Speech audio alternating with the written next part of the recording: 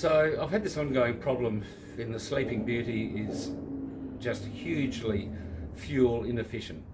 It gets about 10 miles to the gallon. Now when the 3.8s were new, they were only rated at about 15 anyway. This is an imperial gallon, 4.45 litres, 4.54 litres. But of course this has got a 4.2, not a 3.8. And it's got 3 2-inch carburetors, so I guess I can't be too optimistic about how much I can get.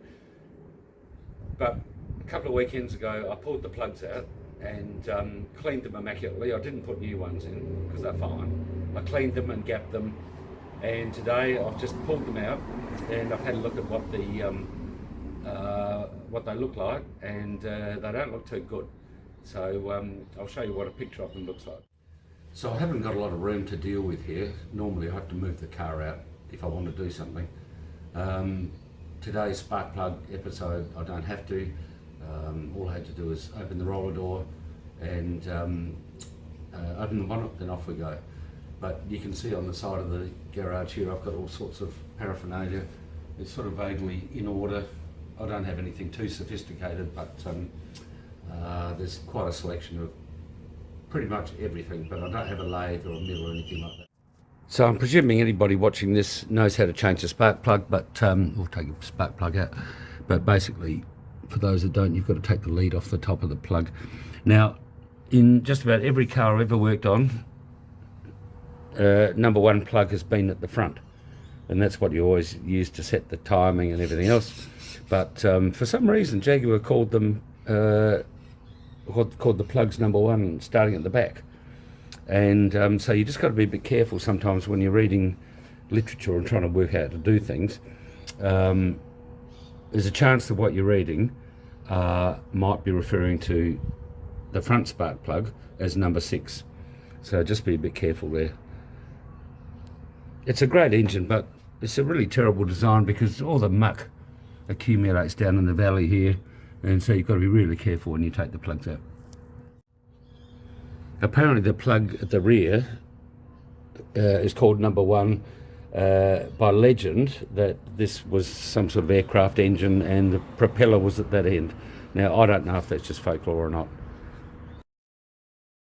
So I've pulled all the plugs out, and as described before, the rear plug is called number 1 position, and they all look pretty terrible. They're very carbonised, very black. Interestingly, the number 6 is actually quite good.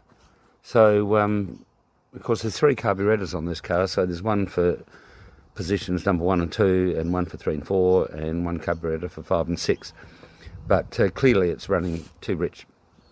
Now, I've just had a look back through my records, and about 18 months ago there were richer needles put in, BBZ,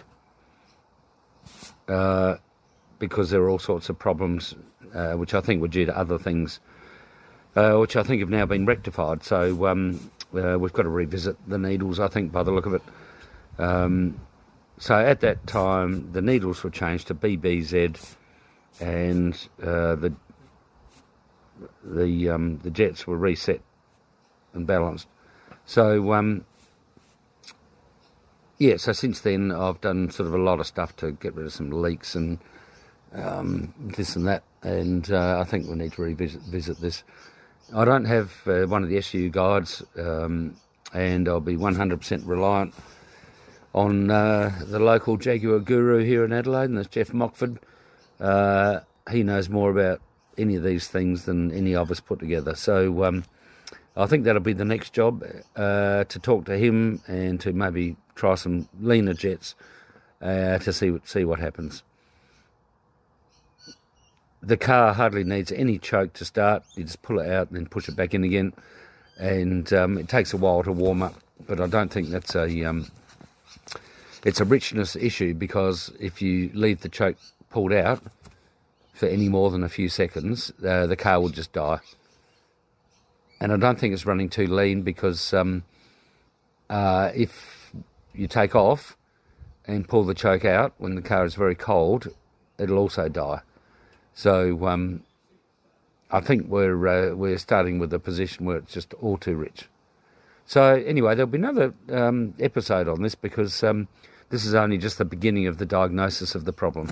So it'd be interesting to see how it all works out. So I can see this is going to be hours of interesting fun. And in the meantime, what I'll do is I'll get the Jaguar book out, which is the service manual, even though it's a 3.8 and even though it's an S-type, some of the stuff is very compatible and relevant, and it's a very nice book. It's essentially pristine. So I'll have a bit of a flick through that, have a look on the internet, and then go and consult the experts, I think. Thanks for watching.